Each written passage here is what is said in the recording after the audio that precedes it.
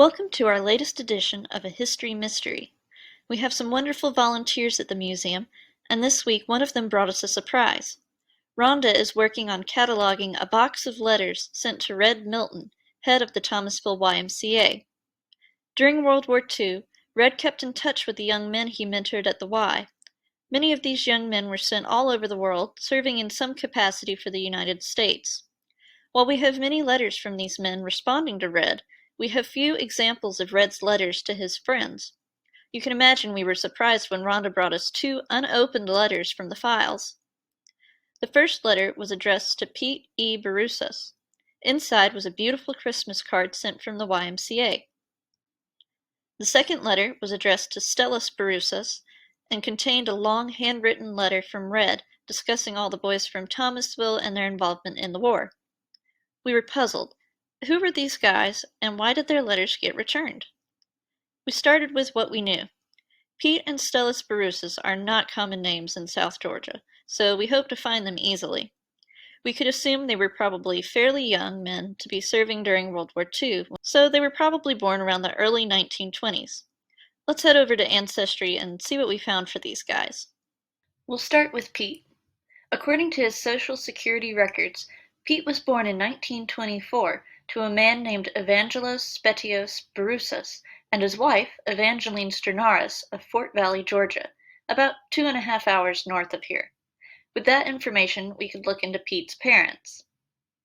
After centuries under the rule of the Ottoman Empire, parts of Greece were being won back and turned over to the Greek kingdom, including Evangelos and Evangeline's birthplace of Thessaly. During this time, Greece was in political and economic turmoil. The country was nearly bankrupt, and the people of Greece lived in very poor conditions while corrupt politicians ran the country. Many people, like the Burousas, left Greece for America, leaving just before the break of war between the Balkan states and the Ottoman Empire in 1912. The Burousas arrived in New York in 1911 and eventually made their way south. They seem to have lived in several places throughout the southeast. By the 1920s, they were living in Georgia, where Evangeline gave birth to their only surviving children, Stellas and Pete. Speaking of the kids, let's get back to them. We now know Stellas was born in 1923, a year before his brother Pete. Their mother, Evangeline, died in 1931 when the boys were just 9 and 8 years old, respectively, and their father moved them around frequently. At some point in the 1930s, the Burousas family ended up living in Thomasville on Warren Avenue. The boys attended school right down the street at Thomasville High School, while their father worked at the Greek-American restaurant on West Jackson Street. The boys were involved in their high school football team, the Boy Scouts, and of course the YMCA. Now let's get back to those letters and why they were returned. Here's Pete's letter.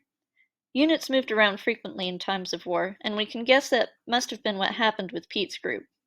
Sadly for Pete, he never got to see his pretty Christmas card. But don't feel too badly for him.